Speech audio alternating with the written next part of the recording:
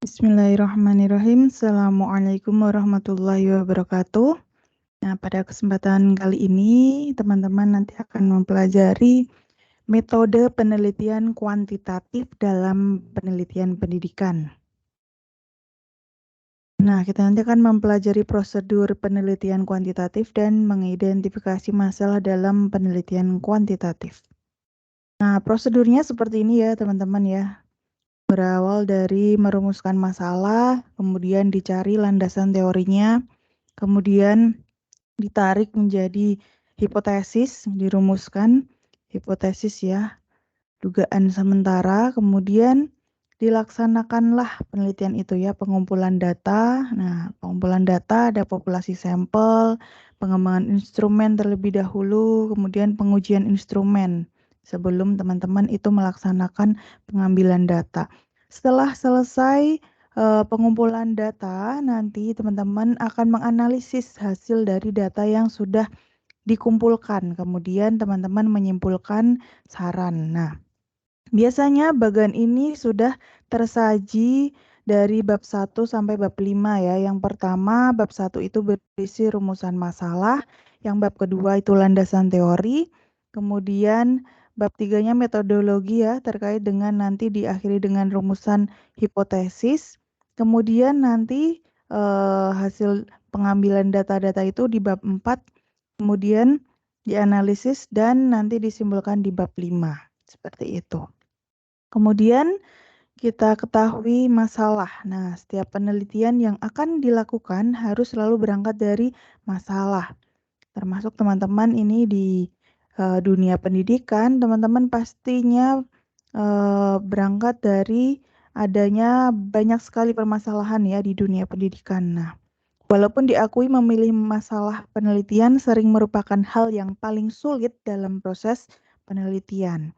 Bila dalam penelitian telah dapat menemukan masalah yang betul-betul masalah, maka sebenarnya pekerjaan penelitian itu 50% telah selesai. Nah, seperti itu. Jadi memang sangat penting sekali ya merumuskan masalah, kemudian teman-teman merumuskan beberapa dulu nih. Ada masalah A, B, C, D. Nah, setelah itu dipilihlah masalah yang paling urgent untuk diangkat menjadi penelitian. Kemudian sumber masalah. Nah, ini bisa dari terdapatnya, bisa kita katakan sumber masalah itu terdapat penyimpangan antara yang seharusnya dengan kenyataan. Kemudian terdapat penyimpangan antara apa yang telah direncanakan dengan kenyataan, ada pengaduan misalnya, kemudian ada kompetisi. Nah, itu sumber masalahnya. Kemudian kalau rumusan masalah, nah rumusan masalah ini berbeda dengan masalah ya. Kalau masalah ini kan kesenjangan antara yang diharapkan dengan yang terjadi. Tapi kalau rumusan masalah ini suatu pernyataan yang akan dicarikan jawabannya melalui pengumpulan data. Kemudian bentuk-bentuk rumusan masalah penelitian. Ini ada deskriptif, ada komparatif, dan asosiatif. Nah, rumusan masalah deskriptif. Nah, ini ya. Deskriptif ini rumusan masalah yang berkenaan dengan pertanyaan terhadap keberadaan variabel mandiri, baik hanya pada satu variabel atau lebih variabel yang berdiri sendiri. Contohnya, misalnya rumusan masalah deskriptif. Seberapa baik kinerja Departemen Pendidikan Nasional? Nah, ini kan variabelnya yang diteliti hanya satu ya, kinerja Departemen Pendidikan Nasional. Kemudian bagaimanakah sikap masyarakat terhadap perguruan tinggi negeri berbadan hukum? Nah, yang dicari apa variabelnya? Sikap masyarakat. Kemudian seberapa tinggi efektivitas kebijakan manajemen berbasis sekolah di Indonesia?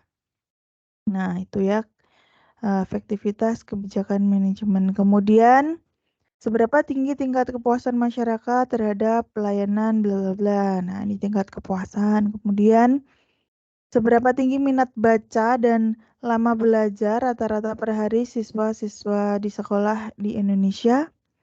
Nah, itu intinya mencari minat baca dan lama belajar. Nah, kalau komparatif namanya compare ya, membandingkan. Jadi rumusan masalah penelitian yang membandingkan keberadaan satu variabel atau lebih pada dua atau lebih sampel yang berbeda. Contohnya, adakah perbedaan prestasi belajar antara murid dari sekolah negeri dan swasta? Nah, ini kan membedakan dua variabel yang satu variabel atau lebih, tapi sampelnya itu kan berbeda, jadi dibandingkan. Jadi variabelnya ini kan prestasi belajar ya, dicari. Variabelnya prestasi belajar, di mana sampelnya di sekolah negeri dan swasta. Nah, pokoknya ada pembanding antara sampel satu dengan yang lainnya. Terus, adakah perbedaan motivasi belajar dan hasil belajar antara murid yang berasal dari keluarga guru dan pegawai swasta dan pedagang. Nah, itu 3 sampel ya, itu 2 variabel, 3 sampel. Teman-teman harus tahu mana sampel, mana variabel. Variabel itu yang akan dicari. Nah, kalau sampel itu keterangan, ya mungkin tempatnya berbeda atau waktunya berbeda dan sebagainya. Kemudian rumusan masalah asosiatif.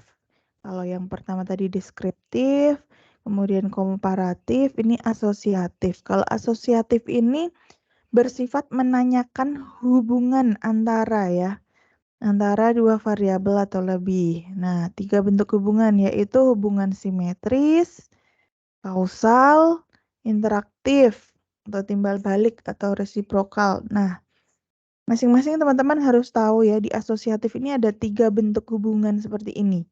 Nah, kalau hubungannya simetris, ini hubungan antara dua variabel atau lebih yang kebetulan munculnya bersamaan. Contohnya, adakah hubungan antara jumlah S yang terjual dengan jumlah kejahatan terhadap murid sekolah? Nah, ada nggak sih hubungannya antara jumlah S yang terjual dengan jumlah kejahatan terhadap murid sekolah? Nah, kemudian kebetulan itu saat kejahatannya di sekolah itu meningkat, nah jumlah es yang terjual itu juga meningkat. Nah, itu ada hubungannya atau tidak gitu ya. Kemudian contoh lagi, adakah hubungan antara rumah yang dekat rel kereta api dengan jumlah anak? Nah, ini apakah ada hubungannya? Kemudian, adakah hubungan antara jumlah payung yang terjual dengan jumlah murid sekolah? Nah, mungkin di toko payung itu semakin laris payungnya itu semakin banyak ya, semakin warungnya itu dekat sekolah, mungkin itu bisa berpeluang untuk meningkatkan penjualan karena ada murid yang sekolah. Kemudian hubungan kausal. Nah, kalau tadi asimetris, kalau kausal ini hubungan yang bersifat sebab akibat. Misalnya, adakah pengaruh pendidikan orang tua terhadap prestasi belajar anak? Nah, kalau tadi kan asimetris itu munculnya bersamaan. Tapi kalau yang kausal ini sebab akibat. Jadi pendidikan orang tua ini variabel independennya, prestasi belajar ini variabel dependennya. Jadi pendidikan orang tua ini apakah berpengaruh terhadap prestasi belajar? Kemudian seberapa besar pengaruh kepemimpinan kepala SMK terhadap kecepatan lulus memperoleh pekerjaan? Nah, kepemimpinan itu variabel independennya dan kecepatan memperoleh pekerjaan itu variabel dependennya. Seperti itu. Kemudian yang terakhir, hubungannya yang bersifat interaktif atau resiprokal atau timbal balik. Ini dua arah ya, yang satu dengan yang lainnya. Contohnya, apakah hubungan antara motivasi dan prestasi belajar anak adakah hubungan antara motivasi dan prestasi belajar di Kecamatan A? Adakah hubungan antara kecerdasan dengan kekayaan? Nah, misalnya